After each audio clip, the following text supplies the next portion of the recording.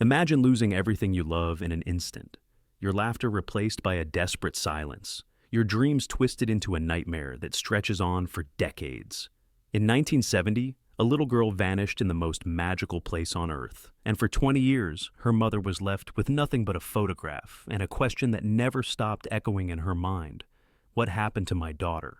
But now, after decades of searching and heartache, a chance discovery in a flooded field will crack open the door to a truth more chilling and more hopeful than she ever imagined. Stay with me, because this is the story of a mother's relentless quest, a daughter's hidden life, and the chilling secrets that lurk in the shadows of a childhood lost.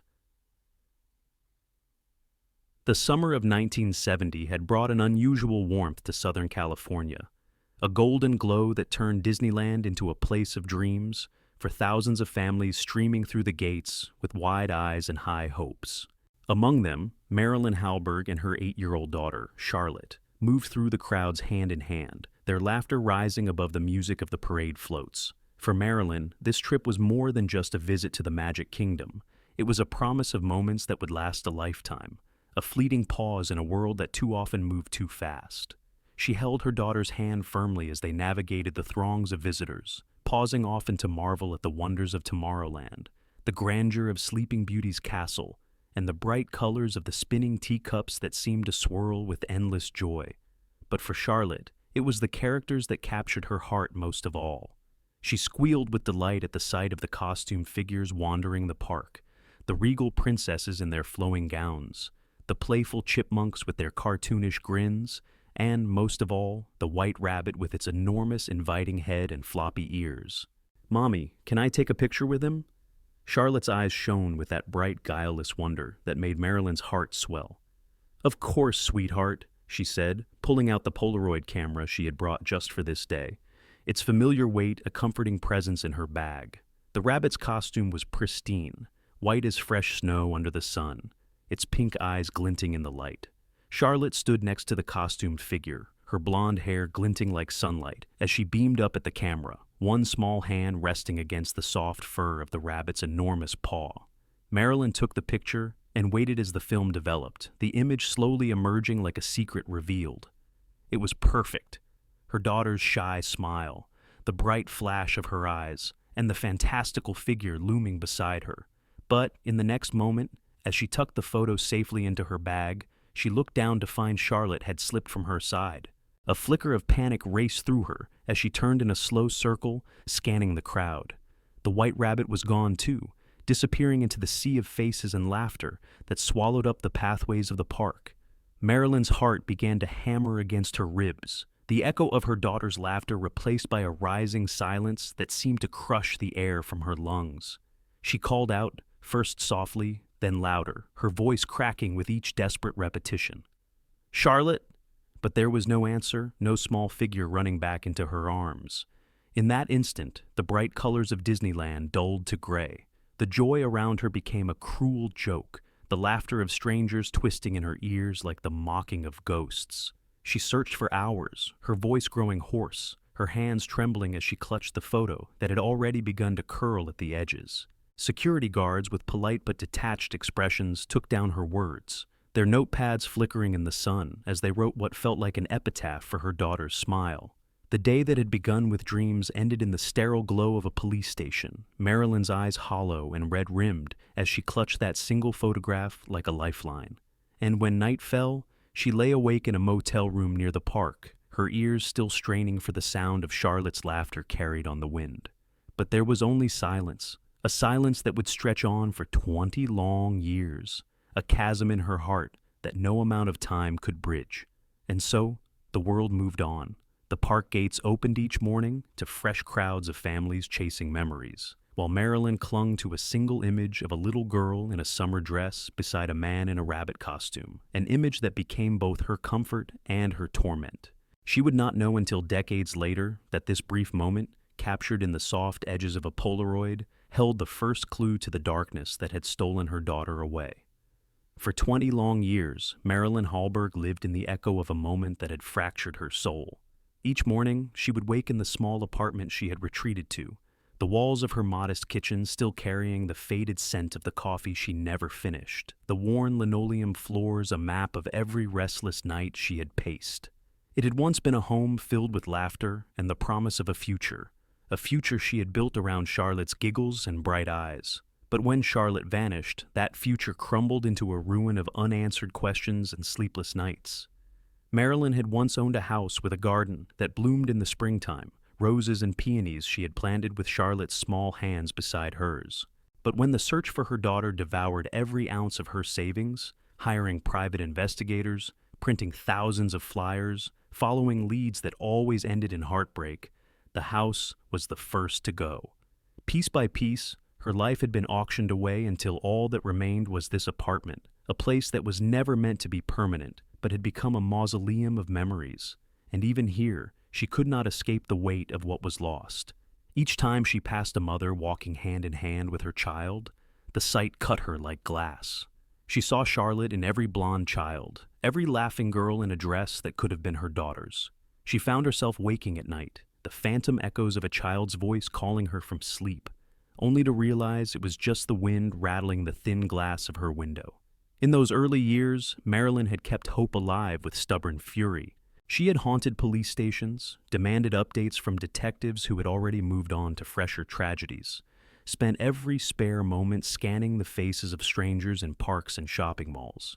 She even bought new Polaroid film, taking pictures of little girls who looked like Charlotte, pinning them to a corkboard in her bedroom that grew more crowded each year, faces that were never hers, but might have been. But hope is a fragile thing when it is battered day after day by dead ends and cold trails. Eventually, Marilyn stopped searching. She told herself she was being realistic, that she needed to find a way to live again. But in truth, she had simply grown too tired to fight the darkness anymore. Instead, she learned to live with the ache in her chest like a second heartbeat, a constant companion that whispered in the quiet hours of the night. She learned to find small joys, a cup of coffee on a sunlit morning, the soft comfort of an old blanket. But even these moments were tinged with the knowledge of what had been stolen from her. It was in this twilight existence, caught between the past she could not let go of and the present she could not fully embrace, that Marilyn heard the knock at her door one morning, a single sharp rap that broke through her half-sleep and sent a tremor down her spine. She rose from her bed, moving slowly, her limbs stiff with years of holding in grief. When she opened the door, she found an officer standing there, hat in hand, his eyes wary and kind. "Marilyn Halberg?" he asked. She nodded, her mouth dry, her heart pounding in her throat. "Detective Barea has asked me to escort you to a scene," he said softly. "He believes he's found something. Something important." The words hung in the air between them, fragile as spun glass. Marilyn's breath caught. For 20 years, she had taught herself not to hope, to keep her expectations buried deep beneath the weight of loss. But now, in the weary eyes of the officer, she saw a flicker of something she had not dared to feel in so long: possibility. And as she pulled on an old sweater and reached for her bag, her hands shook with a mixture of fear and a fragile, flickering hope. It was a feeling she barely recognized, but it burned in her chest like a single candle in the dark. She didn't know what she would find at the end of this road, whether it would be another heartbreak or a final answer. But she knew one thing with the certainty of a mother's love: she could not turn away. She had to see for herself. She had to know. The morning was pale and hesitant as the patrol car pulled away from Marilyn's apartment, the city sliding by in a blur of cracked sidewalks and flickering streetlights. She sat rigid in the back seat, her hands folded tightly in her lap, every muscle taut with anticipation and dread. The officer glanced at her in the rearview mirror, his expression careful and sympathetic. But he offered no words. What could he say to a mother who had lost her world and was now being dragged back into the depths of it? The air smelled of stale vinyl and faint traces of coffee, the quiet hum of the engine, the only sound as they turned onto the road that led to Stanton, a place she had not visited in years. Marilyn's mind churned with 1,000 half-formed questions, each more desperate than the last. What could they possibly have found after so long? A shoe, a scrap of cloth, a memory made real again in the worst possible way? She forced herself to steady her breathing, each inhale cold and thin, each exhale shaking like a leaf in the wind. When they arrived, she stepped out onto the cracked pavement and was met by a scene that was both shockingly normal and utterly surreal. A line of yellow police tape fluttered in the morning breeze, the sun glinting off the lenses of cameras held by forensic technicians. Beyond the tape lay a channel of cracked concrete, the dry bed of an old drainage canal that twisted like a scar through the edge of the city. It was here, the officer told her, that a farmer had found the suitcase. The man, James Beckett, she would later learn, stood off to the side, his weathered hands wringing the brim of his hat as he spoke in low, apologetic tones to the detective. He was in his 60s, his skin darkened and creased by years of sun, his shoulders stooped by the weight of a lifetime of labor. "I didn't know," he said over and over, his voice thick with guilt. "I didn't know what it was. I saw that suitcase in the mud." Marilyn's eyes followed his hand as he gestured to the red suitcase lying open on a tarp, its leather pitted and cracked with age. The sight of it stole her breath away. A relic of the past that had somehow survived the flood that had scoured the land bare. And beside it, laid out like offerings on the cold blue tarp, were the things that had survived with it. A child's dress, once blue, now faded to a ghostly gray. A costume head of a rabbit, its once white fur matted and yellowed with time. Scraps of fabric and buttons that spoke of care and cruel purpose. Marilyn took a step forward, her legs trembling. Detective Barea turned to her then, his eyes tired but resolute. "I need you to look at these," he said softly. "We've documented everything, but you're the only one who can tell us if these belong to Charlotte." The words struck her like a blow, but she nodded, her throat too tight for words.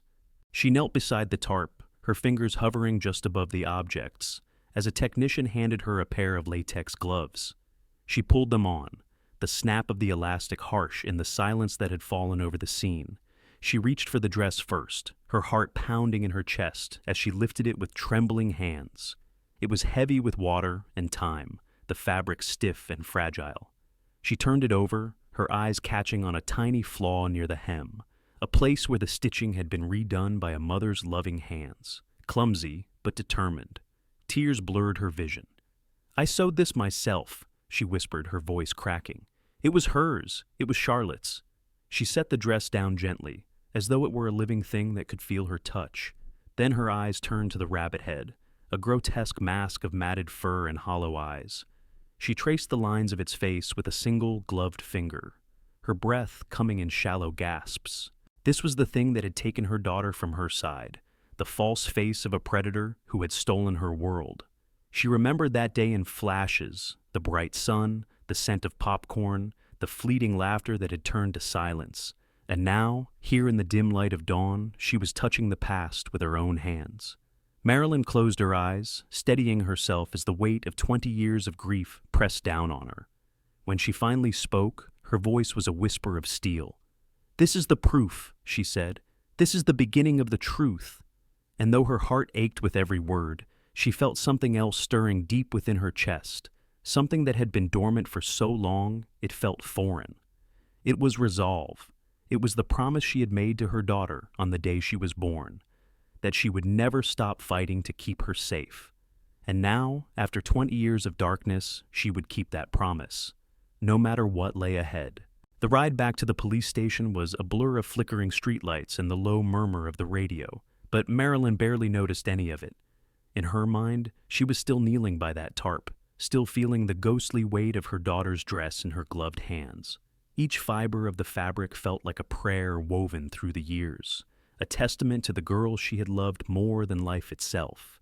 And yet, it was also a wound, a fresh wound torn open in the heart of an old one that had never truly healed. She tried to steel herself, tried to push down the questions that clawed at her mind. Where had Charlotte been taken? Who had worn that monstrous rabbit head, and why? But the images came unbidden, each more suffocating than the last. Charlotte's laughter swallowed by the crowd, the rabbit's pink eyes glinting in the sun, the slow decay of a costume that had once seemed harmless. Detective Barea sat across from her at the station, his face lined with the weight of too many tragedies. His eyes were kind, but they held something else too, something like guilt. "Marilyn," he said softly, "I know this is almost impossible, but we have to go through this step by step. Every detail you remember, anything at all, It could be the key to understanding what happened. She nodded numbly, her fingers twisting in her lap. It was supposed to be our special day, she began, her voice distant, as if she were telling someone else's story. We saved for months. Charlotte wanted to see the white rabbit more than anything. She said it was like a dream. She paused, her eyes searching some point far beyond the walls of the station. I remember taking her picture. She was so proud, so happy. And then, it was like she vanished. One moment she was there, and the next, gone. Like the world had swallowed her whole. Her voice cracked, and she pressed a hand to her mouth, forcing the tears back. Bareja nodded, his expression patient, the rhythm of his pen scratching faintly in the silence. And this man, Raúl Dreyfus, do you remember him at all? Marilyn shook her head. I don't. But that name, it feels like a splinter under my skin, like something I should remember but can't. She closed her eyes, images flickering behind her lids. The man in the store, the flash of recognition in his eyes, the woman's trembling hand pressing the $20 bill into hers. He was there today, she whispered, in the parking lot. And the woman with him, I swear to you, detective, she looked just like Charlotte would look now. Older, worn, but she had Charlotte's eyes. Bareja leaned forward, his voice firm but gentle. If there's even a chance, we'll find her, I promise you. Marilyn met his gaze, her own eyes bright with a fragile fire. For 20 years, I've lived in the shadow of the day, she said. I've learned to live with the not knowing, but now there's a name, a face, and I will not let this slip away again. She stood, her legs trembling but steady. Please, detective, don't let this be another dead end. Don't let her be forgotten again. He rose as well, placing a comforting hand on her shoulder. We won't, he said quietly. Not this time. As she stepped out of the office, the late afternoon sun slanted through the windows, painting the worn linoleum floor in gold and shadows. For the first time in 2 decades, Marilyn felt the weight of possibility pressing against her chest, a weight that was terrifying and exhilarating all at once. She didn't know where this path would lead, whether it would end in heartbreak or in a reunion she had barely dared to dream of. But she knew she couldn't turn back. Not now. Not when the echoes of her daughter's laughter still lingered like a promise in the air. The sun had begun its slow descent when Marilyn stepped out into the fading light, the crisp air of late afternoon, carrying with it the scent of wet earth and something older, something that stirred memories long buried. She paused on the station steps, her eyes adjusting to the shifting shadows of the world beyond, and for a fleeting moment, she felt suspended between the past and the present, between the girl she had been 20 years ago and the woman who stood here now, battle-scarred but unbroken.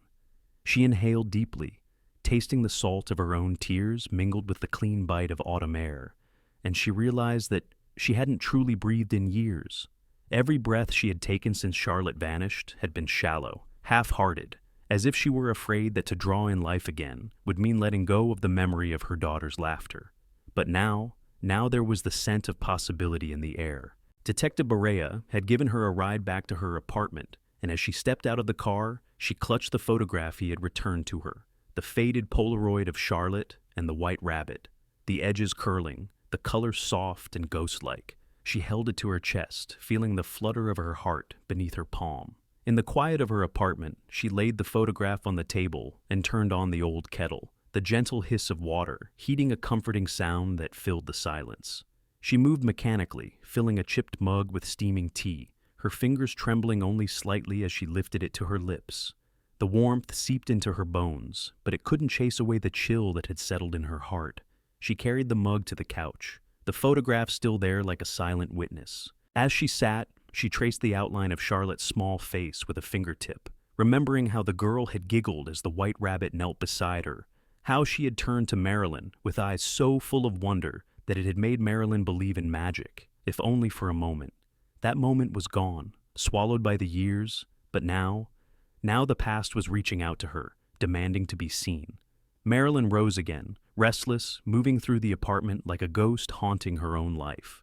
She paused at the closet door and opened it, her hands sliding over the familiar shapes of boxes stacked high, each one a relic of a life that had ended in a single instant. She pulled down a box marked Charlotte in faded marker and opened it carefully, the scent of old paper and forgotten dreams wafting up to meet her. Inside were the tiny dresses Charlotte had once worn, the drawings she had made in kindergarten, the shoes scuffed from endless adventures in the park. Each item was a shard of memory, sharp and painful in its innocence. She sat on the floor, her legs folded beneath her, and lifted out a small stuffed rabbit, its fur worn thin from years of being clutched in tiny hands.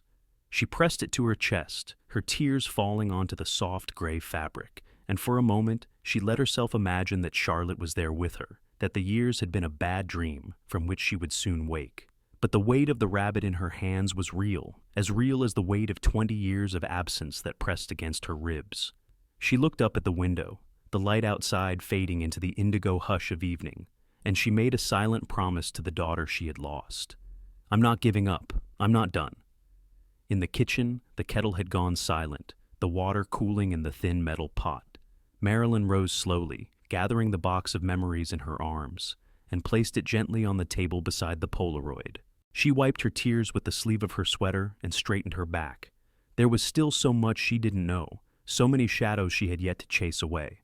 But for the first time in years, she felt the fragile ember of hope flicker to life in her chest, small but fiercely alive. And she knew, with a certainty that went deeper than grief, that she would not let that ember die. She would find the truth. She would bring her daughter home. The next morning dawned gray and cold, a thin mist clinging to the streets as Marilyn made her way back to the police station. The air smelled of damp concrete and fallen leaves, and each step she took felt heavier than the last. Yet there was a quiet determination in her stride, a resolve that had taken root overnight and would not be shaken. When she stepped into the station, she found Detective Bareja waiting for her, his tired eyes softening with relief as he saw her. "Marilyn," he said quietly, "there's something you need to see." He led her down a narrow hallway lined with yellowed posters and flickering lights, into a small room that smelled faintly of stale coffee and paper. On the table, under the harsh glow of a single lamp, lay the rabbit head. It had been cleaned as best as possible, but time and decay had left their mark. The once fluffy white fur was yellowed and clumped, the stitches along its mouth puckered and uneven, giving the smiling face a twisted, haunted look. Marilyn felt her breath catch in her throat. In that grotesque grin, she saw the day her world had stopped turning, the day Charlotte's laughter had been swallowed by the crowd and replaced by this hollow-eyed mask. Bareja watched her carefully. "We've had it examined by experts," he said, his voice measured. "It's not an official Disney costume. It's a homemade replica. Someone took the time to make it look like it belonged in the park, but it never did." He reached out, carefully flipping the rabbit head to show the inside lining. There, half hidden in the frayed fabric, was a brown tag, its lettering faded by years of dirt and water. "This tag," he said, "it's the key. It's not from the park, and it's not from any known costume manufacturer, but it tells us that someone went to great lengths to create this disguise, someone who knew what they were doing." Marilyn ran a gloved fingertip over the tag, feeling the ghost of a name she couldn't quite read. Her heart pounded in her chest, each beat echoing with a question she had carried for so long. Who would do this, and why? "We're following up on manufacturers in the area," Bareja continued. "Costume shops, theatrical suppliers, anyone who might have made or altered something like this." He paused, his eyes searching hers. "But we also need to know if there's anything you remember from that day, anything about how the man moved, how he spoke, anything that might help us find him." Marilyn closed her eyes, letting the memory wash over her like a tide she could no longer hold back. She saw the white rabbit again, saw the way he had knelt beside Charlotte, one enormous paw resting gently on her shoulder. He had said something to her then, his voice muffled by the mask, and Charlotte had giggled, tilting her head up to meet his pink, unblinking gaze. He said, "Would you like to see the secret world of Alice?" Marilyn's voice was barely a whisper, but it rang through the small room like a bell. He said he would show her something special, something no other child could see. Bareja nodded slowly, his jaw tightening. "That's how he lured her away," he said. "He used the magic of the park to make her trust him." Marilyn's eyes filled with tears, but she refused to let them fall. She straightened her shoulders, her hands balling into fists at her sides. "Then we'll use that same magic to find her," she said fiercely. "We'll turn his tricks against him. We'll find out who he really is." Berea's eyes met hers, and in that look, she saw the same determination that burned in her own heart. "We will," he promised. "We're closer now than we've ever been."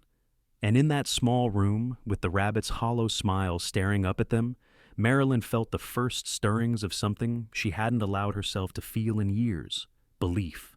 Belief that the truth was within reach, belief that she might hold her daughter in her arms again. Marilyn left the police station with the weight of that twisted rabbit head echoing in her mind. The stitched grin seared into her thoughts like a brand. The detective's words about a homemade costume, about a man who had once worn that false smile, stayed with her, winding through her thoughts as she made her way home. She barely noticed the passing cars, the murmur of the city around her fading into a dull roar beneath the pounding of her heart. When she reached her apartment, she paused at the door, her fingers resting on the cool metal of the handle. She took a deep breath, drawing in the familiar scent of stale carpet and the faint sweetness of the jasmine that grew in the window box outside. Inside, she moved like a woman possessed, pulling out the thick phone book she had kept tucked beneath a stack of old newspapers. The pages were thin and worn, the print smudged from years of use, but she turned them with methodical precision. She scanned the listings: costume shops, seamstresses, small businesses that might have played a part in the creation of that mask. Each name was a doorway, a path that might lead her to the truth she had been denied for so long. And then she saw it. Craster's Costumes, a small shop she remembered driving past 100 times without ever stopping. Her heart quickened, a flicker of hope sparking in the darkness. She picked up the phone, her fingers trembling slightly as she dialed the number. The familiar click of each digit, a steady rhythm beneath the ragged beat of her breath. The line rang once, twice, then clicked as an elderly voice answered, weary but kind. "We've been closed for years," the man said. "But what is this about?" Marilyn took a deep breath, choosing her words with care.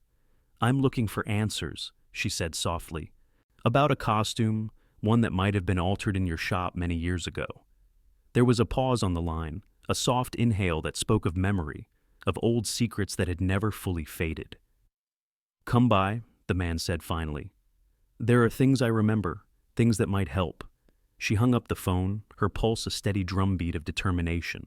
In the mirror by the door, she caught a glimpse of herself, her hair tousled, her eyes ringed with shadows but burning bright with resolve. She grabbed her keys and headed out again, the door clicking shut behind her like the closing of a chapter she had never wanted to end. The drive to Craster's was a blur of faded billboards and cracked pavement, the world outside her window a wash of gray and gold in the afternoon sun. When she arrived, she found the shop wedged between an abandoned video store and a dusty check-cashing office, the faded letters of its sign barely visible behind a layer of grime. She pushed the door open, the bell overhead jingling softly, and stepped inside. The air smelled of old fabric and machine oil, the light slanting through dirty windows to catch on the dust that danced in the air.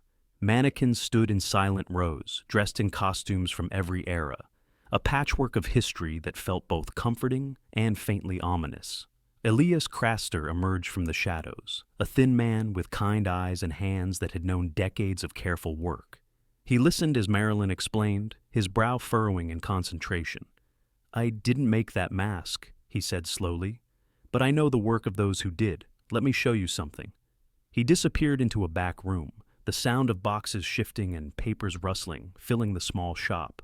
When he returned, he held a sheaf of yellowed papers, sketches and measurements drawn in a careful, deliberate hand. Marilyn's breath caught as she saw the familiar shape of the rabbit's face, the alterations that had twisted it from a playful caricature into something monstrous. "Someone brought this to me years ago," Elias said quietly. "They wanted it changed, to make it look different, sadder, almost frightening." His voice trailed off, and he met her eyes with a sadness that mirrored her own. "I didn't know why then, but I see it now." Marilyn took the sketches in her hands, the paper soft with age. Each line was a breadcrumb, leading back to the man who had stolen her daughter away. And as she traced the jagged curve of the rabbit's mouth, she felt a chill run down her spine. "This is the face that took her," she whispered. Elias nodded. "But now, you have a path to follow. You have a name." She looked at him, her throat tight with emotion. "Thank you," she said simply. And in that quiet moment, surrounded by the ghosts of costumes and the weight of memory, Marilyn felt something shift inside her.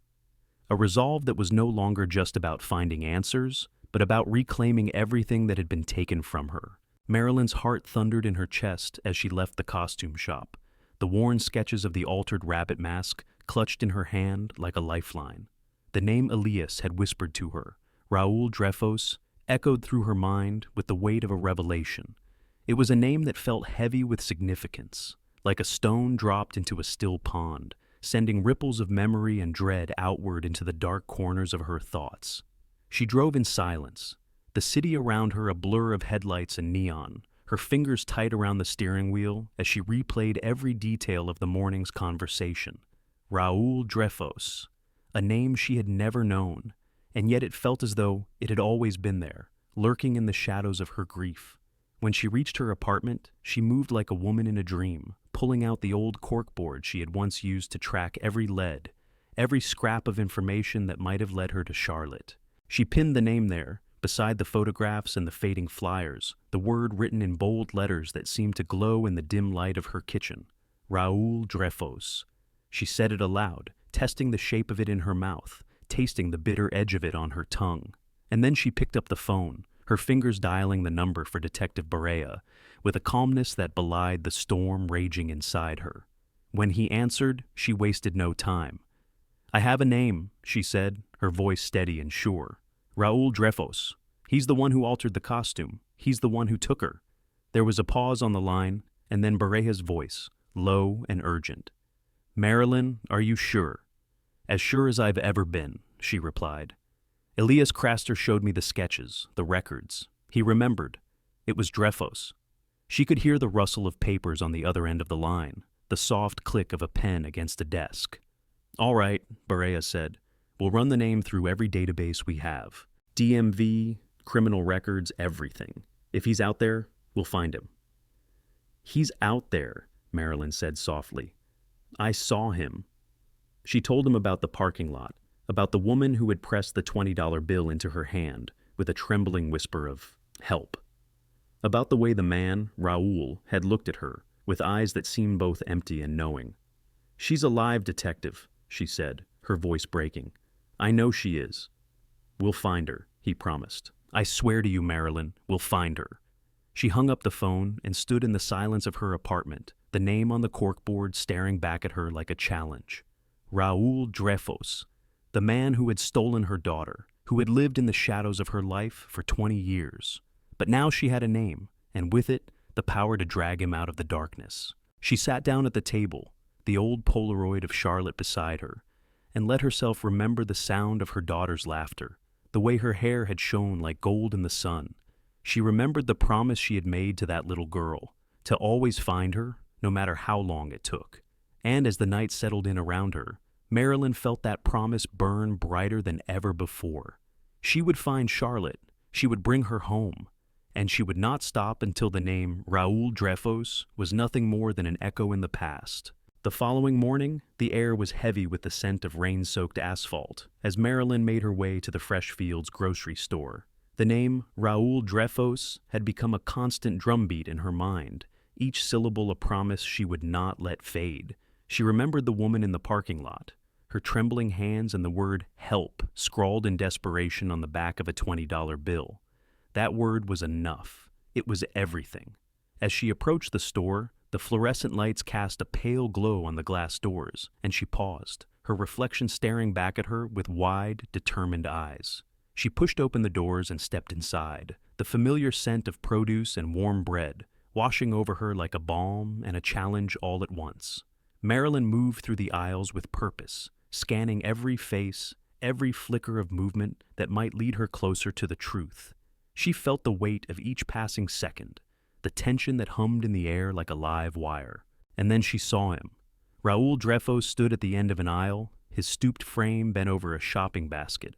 He looked older than she had remembered from the parking lot, his hair a ghostly white halo around a face lined with time and something darker, an emptiness that made her skin crawl. But it was the woman beside him that made her heart stutter and then race. She was young, mid-20s maybe, and her hair was pulled back in a simple ponytail, the same pale brown as Charlotte's had been when she was a child. Their eyes met for a single, breathless moment, and in that instant, Marilyn saw it. The spark of recognition, the flicker of fear, and then something else. Hope. It was all she needed. She moved forward, her hands clenched tight at her sides. But Raoul looked up just as she drew close, his eyes narrowing with suspicion. "Excuse me," Marilyn said, her voice calm but sharp as glass. I think we've met before." Raoul's gaze flickered to the young woman, his hand tightening on the basket. "You're mistaken," he said, his voice low and hard, but Marilyn ignored him, her focus locked on the woman. "Charlotte," she whispered. The woman flinched as if struck, her lips parting in a silent plea.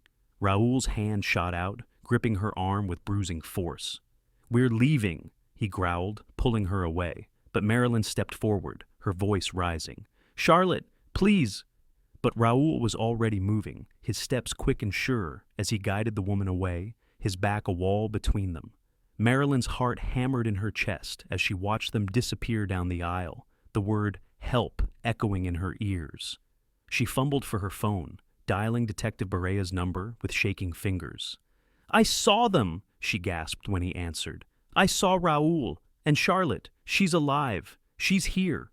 The detective's voice was urgent. "Stay where you are. Don't follow them. We'll be there in minutes." But Marilyn couldn't wait. She moved quickly, weaving through the store, her eyes fixed on the back exit where she had seen them vanish. She pushed through the heavy door and stepped into the cold, wet air of the alley behind the store. The world outside was hushed and gray, the rain starting to fall in a soft, relentless drizzle. She scanned the narrow alley, her breath fogging in the chill, and there, at the far end, she saw them. Raoul was moving fast, his hand still wrapped around the woman's arm, but the woman kept glancing back, her eyes wide and pleading. Marilyn took a step forward, her voice breaking the silence. "Charlotte, I'm here," she called, and the woman turned, just for a moment, her lips shaping the words she had written in the parking lot. "Help!" It was enough. Marilyn surged forward, her steps sure even as her pulse pounded in her ears. She would not let them vanish again. She would not let the darkness swallow her daughter twice. And as she ran, the rain fell harder, washing the world clean and new, a promise of what might still be reclaimed. The rain fell in sheets now, the alleyway turning slick and treacherous beneath Marilyn's feet as she ran, her breath ragged in her throat. She could see Raoul ahead, his stooped figure moving with a surprising swiftness, pulling the young woman, Charlotte, along with him, her steps hesitant, her head turning back with every other stride. "Charlotte!" Marilyn shouted, her voice breaking with urgency and something more, love that had survived 20 years of silence. The word cut through the downpour, a note of hope and defiance that echoed off the wet brick walls. Charlotte stumbled then, her foot sliding on the rain-slick concrete, and for a moment, her eyes met Marilyn's with a raw, desperate plea. Raoul's grip tightened, yanking her upright, his face a mask of fury and fear. "Keep moving!" he hissed, but Charlotte's steps faltered again, her eyes locked on Marilyn, her lips moving soundlessly around the word that had become her lifeline. Help. Marilyn pushed harder, her feet slipping in puddles that splashed cold water up her legs. She could feel her muscles burning, her lungs screaming for air, but she didn't slow. She couldn't. In the distance, she heard the wail of sirens, the promise of rescue winding through the dark like a silver thread. But they were still too far away, and Raoul was too close, his hunched form a shadow she couldn't outrun. As they reached the mouth of the alley, Raoul turned sharply, pulling Charlotte with him into the tangle of side streets beyond. Marilyn followed without hesitation, her heart a hammer in her chest. The world around her blurred, the neon glow of a sign flickering through the rain, the distant roar of traffic on the main road, but all she could see was the small, trembling figure of her daughter, her brown hair plastered to her cheeks, her eyes wide and pleading. "Charlotte!" she called again, and this time, her daughter's voice came back to her, faint and breathless. "Mom!" It was the first time she had heard that word in 20 years, and it struck her like lightning, filling her with a strength that burned away the cold and the fear. She surged forward, closing the gap between them, her hands outstretched. Raoul spun to face her, his eyes wild beneath the dripping brim of his hat. "Stay back!" he snarled, his voice raw with desperation. "This is not your place anymore." "She's my daughter," Marilyn said, her voice shaking but resolute. "And I'm taking her home." Raoul's grip on Charlotte's arm tightened, his knuckles white, but Charlotte was pulling away now, her own fear overcome by a fierce, trembling hope. "Let me go," she said, her voice small but unyielding. "Let me go." The sirens were closer now, their wailing song a promise of salvation. Raoul's eyes flickered, uncertainty cracking through his mask of resolve. He hesitated, just for a moment. And that was enough. Marilyn lunged forward, her hand closing around Charlotte's wrist, her grip sure and strong. For a heartbeat, the world held its breath. The rain, the city, the ghosts of all the years they had lost. And then Charlotte was in her arms, her thin frame trembling, her breath hitching against Marilyn's shoulder as she sobbed, "Mom, Mom." Marilyn held her tight, her tears lost in the rain, her voice a fierce, shaking promise in Charlotte's ear. I'm here, and I'm never letting go." Behind them, Raoul staggered back, his face slack with defeat, and then he turned and ran, disappearing into the maze of alleys as the first police cars skidded to a stop at the end of the street. Officers poured from the cars, their voices sharp and commanding, but Marilyn barely heard them. All she could see, all she could feel, was the warmth of her daughter's body in her arms, the heartbeat that matched her own. She pressed her lips to Charlotte's hair, the scent of rain and old grief mingling with something new, something bright and fragile. Hope. "It's over," she whispered, her voice breaking. "You're safe now." And though the rain still fell and the sirens still wailed, in that moment, everything else faded away, leaving only the bond between mother and daughter, unbroken, unyielding, and finally whole. Marilyn held Charlotte close, feeling the frail tremor of her daughter's breath against her chest as the police officers closed in, their voices sharp above the muffled roar of the rain. She wanted to hold her forever, to never let her go again. But the world around them was moving fast, the officers pulling them gently apart to check Charlotte for injuries, to wrap them both in blankets that smelled faintly of antiseptic and wet wool. "Ma'am," one of the officers said, his hand firm on her shoulder, "we need you to come with us. We've secured the area, but there's more we need to see." Marilyn nodded, her heart thudding in her chest as she turned to where Detective Barea was waiting, his expression a careful balance of relief and grim determination. "Raoul Dreyfus," she said, the name tasting of rust and old fears. "He's the one who took her. He's been hiding her all this time." Barea's jaw tightened. "We know," he said quietly. "He's already confessed enough. But there's more, Marilyn, more that you need to see. The cabin where he kept her, it's up in the mountains, and we believe there's evidence there, things that might finally give you the answers you've been searching for." Marilyn looked at Charlotte, who clung to her hand with a grip that spoke of years of silence and fear.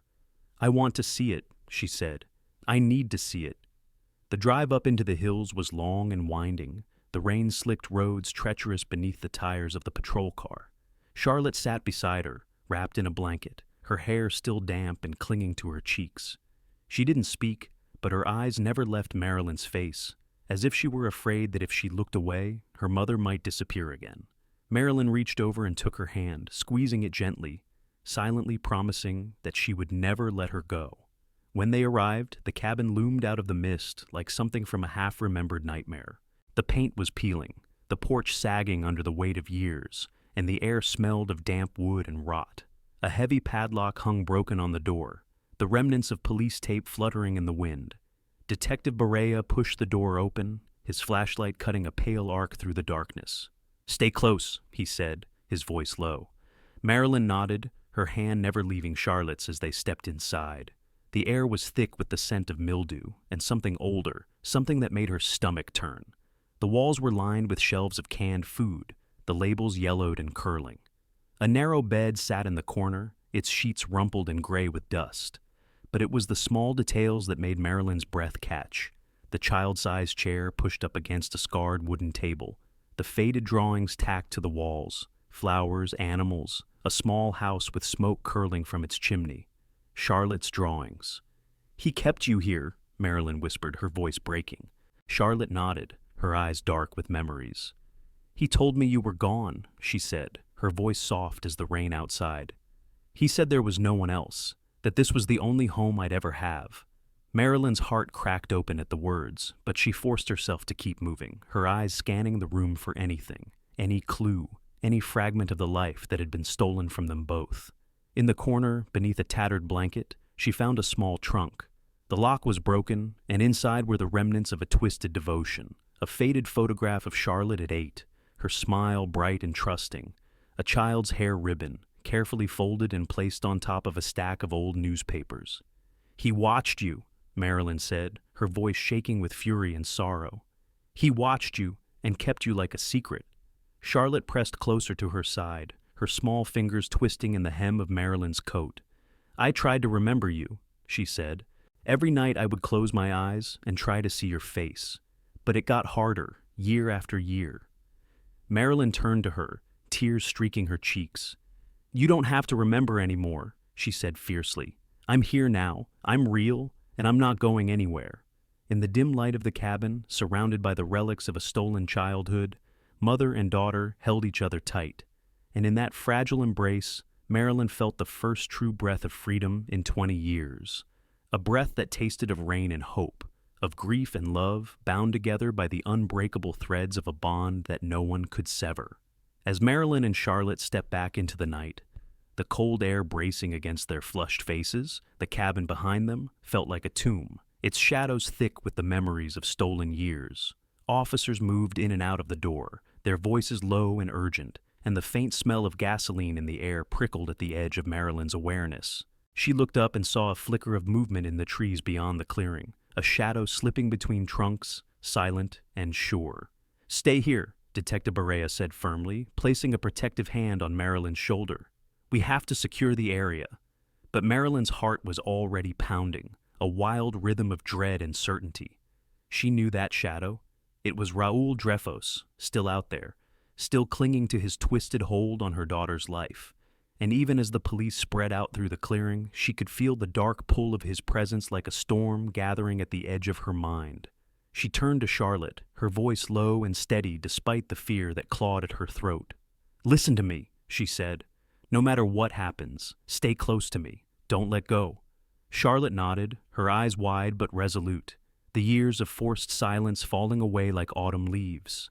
Together they stepped back toward the patrol car, the engine still idling, its headlights cutting twin paths of pale gold through the rain.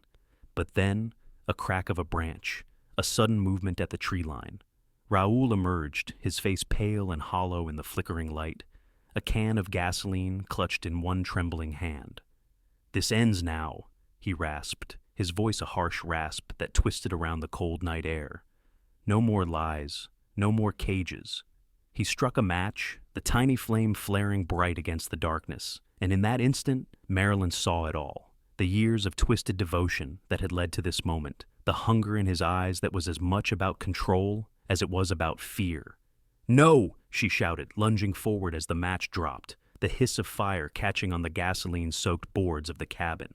The world lit up in an instant, the flames roaring to life with a hungry, greedy breath that swallowed the wooden walls whole. Heat blasted across her face, the air thick with the acrid bite of burning wood, and the soft, sickly sweetness of old memories turned to ash. "Run!" she cried, pulling Charlotte back, her fingers tight around her daughter's wrist as they stumbled away from the inferno. Behind them, the cabin collapsed inward, the flames clawing higher and higher into the night sky, painting the trees in flickering gold and orange. Raul stood at the edge of the fire, his face lit with a strange, terrible peace. "I kept her safe," he said softly, the words lost in the crackle and roar of the flames. "I gave her everything." Marilyn's voice shook with rage. "You took everything," she said, "and now it's over." The officer surged forward then, pulling Raul away from the blaze, his protest lost in the rising howl of the wind and the fire. Marilyn turned to Charlotte, her heart aching as she saw the tears streaming down her daughter's face. "It's over," she said again, softer this time, the words a promise and a prayer. "He can't hurt you anymore." And in the orange glow of the inferno, with the rain hissing as it met the flames, Marilyn felt something shift inside her, a release, a letting go of the fear that had held her prisoner for 2 decades. Charlotte clung to her, her thin arms wrapping around her mother's waist. And for the first time in 20 years, Marilyn felt the warmth of her daughter's heartbeat steady and sure against her own. "Let's go home," she whispered, and together they turned away from the fire, the night behind them alive with the crackle of burning wood and the quiet, steadfast beat of hope. The fire's glow was a fading echo in the rearview mirror as the police convoy wound its way back down the mountain, the wipers beating a steady rhythm against the windshield as Marilyn held Charlotte's hand in a grip that was both gentle and unbreakable. The patrol car was quiet except for the soft crackle of the radio and the occasional hush of static as officers checked in with dispatch. Marilyn could feel the exhaustion settling into her bones, but there was something else beneath it, a fragile warmth that had nothing to do with the heater humming in the dashboard vents. Charlotte sat beside her, her head resting against the window, her eyes half closed in the glow of the passing headlights. In the silence of the car, Marilyn let her gaze rest on her daughter's profile, the delicate line of her jaw, the small scar at her hairline that she remembered from 1,000 scraped knees and whispered kisses. She reached out and brushed a damp strand of hair from Charlotte's forehead, her fingers trembling. "I thought I'd never see you again," she said softly, her voice thick with years of longing. Charlotte turned to her then, her eyes wide and dark, and for a moment, the years between them fell away like dust. "I thought you were gone," she whispered. He told me you were dead." Marilyn's heart broke at the quiet pain in her daughter's voice, but she forced herself to smile through the tears that blurred her vision. "I was never gone," she said. "Not for a moment. I've been waiting for you every day, every night. And now, we're together again." Charlotte's breath hitched, a sob caught somewhere between relief and disbelief. She leaned into Marilyn's touch, her small hand wrapping around her mother's wrist, and for the first time, Marilyn felt the solid, undeniable truth of it. Her daughter was alive, here, breathing and warm beneath her hand. "I'm so sorry," Charlotte said, her voice shaking. "I wanted to find you, but I didn't know how. I was so scared." "You don't have to be sorry," Marilyn said, her own tears falling freely now. "None of this was your fault. None of it. You survived. You're here. That's all that matters." The car slowed as they reached the edge of the city, the lights of distant houses flickering like stars against the dark. Marilyn could feel the weight of the years pressing against her, but beneath it, there was something bright and fierce, a resolve that she hadn't let die even in her darkest moments. She turned to Charlotte, her hand tightening around her daughter's. "This is our second chance," she said. "No one can take it from us." Charlotte nodded, her lips pressed together in a trembling line, and in her eyes, Marilyn saw the quiet strength of a girl who had endured more than anyone should ever have to. As the car pulled up in front of Marilyn's apartment, the familiar stoop bathed in the soft yellow light of the street lamp, Marilyn felt a sudden, dizzying rush of relief. She helped Charlotte out of the car, the night air cool and fresh against their cheeks, and together they walked up the steps, their shadows stretching long and dark behind them. Inside, the apartment was just as Marilyn had left it, the kettle on the stove, the old couch draped in a knitted blanket, the corkboard with its collage of memories and lost hopes. But now, with Charlotte standing beside her, it felt different. Alive, full of the promise of something new. She guided her daughter to the couch and pulled her close, wrapping the blanket around them both like a shield against the world outside. "We'll take it one day at a time," she said softly. "We'll find our way back to each other, and no matter how long it takes, I'll be here." Charlotte rested her head on Marilyn's shoulder, her breath warm against her neck. "I believe you," she murmured, and in the quiet, Marilyn felt the truth of it settle into her bones like a promise. The past had tried to tear them apart, but here, in the soft light of a home reclaimed, they were mother and daughter once more, no longer lost, no longer alone. And as the night deepened around them, Marilyn held Charlotte close and let herself believe, truly believe, that this was only the beginning. Morning came with a quiet, tender light that spilled through the curtains of Marilyn's apartment, brushing the walls in a soft glow that seemed to wash away the last shadows of the night. Marilyn woke slowly, the weight of sleep and the memories of the past 24 hours pressing against her ribs. But then she felt it, the gentle rise and fall of Charlotte's breathing beside her, the warmth of her daughter's small body curled close, and everything else fell away.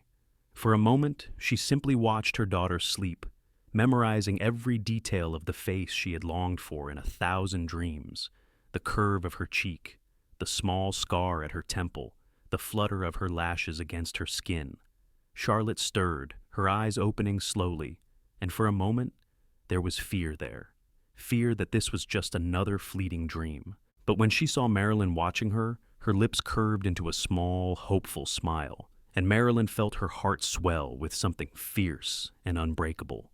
"Morning," Charlotte whispered, her voice rough with sleep and something older, something that spoke of all the nights she had woken in the dark, alone and afraid. "Morning, sweetheart," Marilyn said, brushing a strand of hair from Charlotte's face. "Did you sleep well?" Charlotte hesitated, then nodded.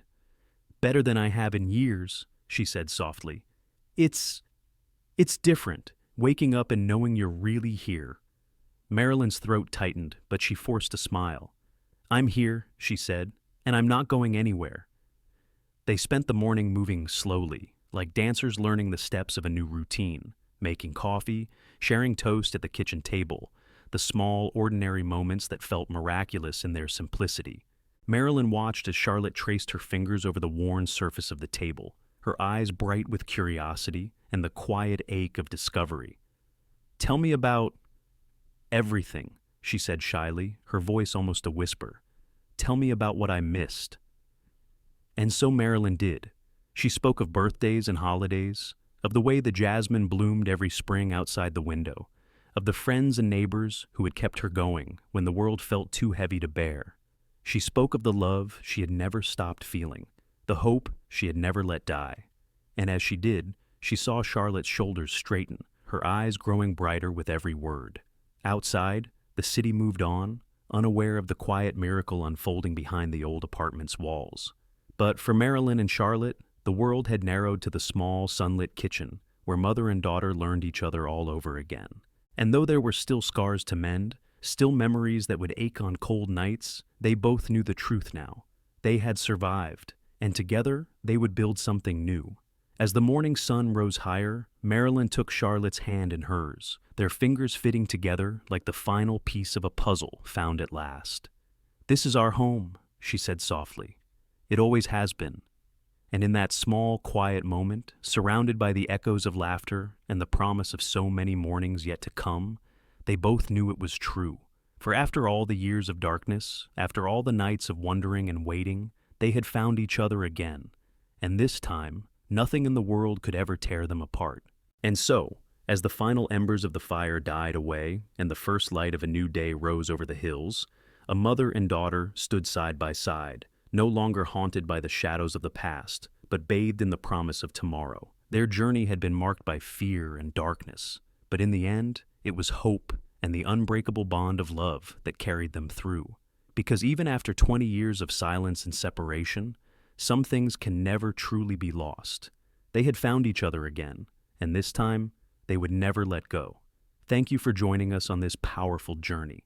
If you have a story of your own about hope, resilience, or the strength of family, share it with us in the comments. And don't forget to subscribe and stay tuned for more stories that remind us of the power of never giving up.